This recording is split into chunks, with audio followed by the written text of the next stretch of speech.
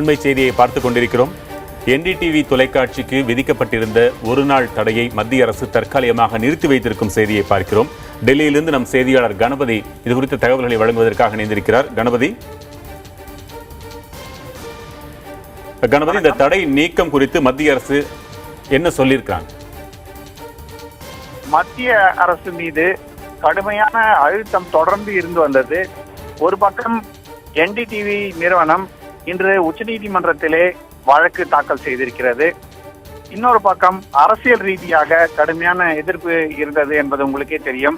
இன்று கூட காங்கிரஸ் காரிய கமிட்டி கூட்டத்தில் இது தொடர்பாக தீர்மானம் நிறைவேற்றப்பட்டிருக்கிறது. அரசுக்கு கண்டனம் தெரிவிக்கப்பட்டிருக்கிறது.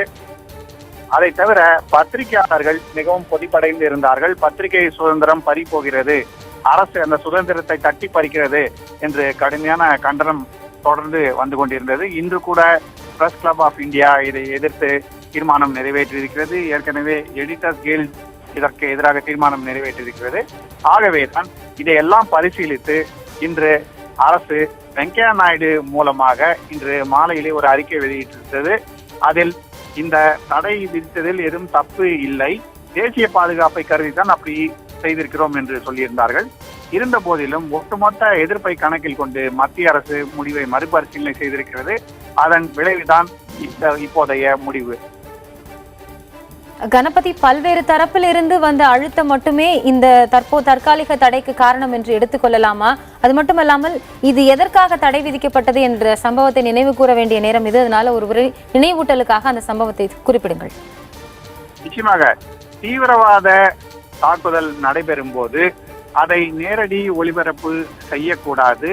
ஏனென்றால் பாதுகாப்பு படைகள் எந்த மாதிரியான நடவடிக்கை எடுக்கிறார்கள் என்ற விவரங்கள் அந்த நேரடி ஒளிபரப்புகள் மூலமாக தீவிரவாதிகளுக்கு தெரிவிக்கப்பட்டால் அதன் மூலமாக பாதுகாப்பு படையை சேர்ந்தவர்களுக்கு பாதிப்பு ஏற்படும், தீவிரவாத அமைப்புகளுக்கு பலன் கிடைக்கும் என்ற காரணத்தால் தான் அரசு அப்படி தடை விதித்திருந்தது. இதற்கு முக்கிய காரணம் மும்பை தீவிரவாத தாக்குதலின் போது நேரடி ஒளிபரப்பு தொடர்ந்து நடந்து கொண்டிருந்தது. அந்த சமயத்திலே பாகிஸ்தானில் இருந்த தீவிரவாதிகளை இயக்கிக் கொண்டிருந்தவர்கள் இதை டிவியிலே நேரடியாக பார்த்து அந்த தொலைக்காட்சி காட்சிகளை வைத்து எந்த பக்கத்திலிருந்து பாதுகாப்பு வீரர்கள் தாக்குதல் நடத்த இருக்கிறார்கள் போன்ற விவரங்களை சேட்டலைட் போன் மூலமாக தீவிரவாதிகளுக்கு தெரிவித்ததாக சொல்லப்படுகிறது. அதன் காரணமாகத்தான் அரசு இந்த முடிவை எடுத்திருந்தது. அப்படி இருந்த போதிலும் என்டிடிவி இந்தியா தொலைக்காட்சியிலே பஞ்சாப் தீவிரவாத தாக்குதலின் போது நேரடி ஒளிபரப்பு நடத்தப்பட்டது. ஆகவேதான் அரசு ஒரு குழுவை அமைத்து அந்த டிவி நிறுவனத்தின் மீதான புகாரை பரிசீலனை செய்தது. அதன் பிறகு ஒரு நாள் தடை விதிக்கப்பட்டது. தற்போது அந்த தடையை தான் மத்திய அரசு மறுபரிசீலனை செய்து இந்த முடிவை எடுத்திருக்கிறது.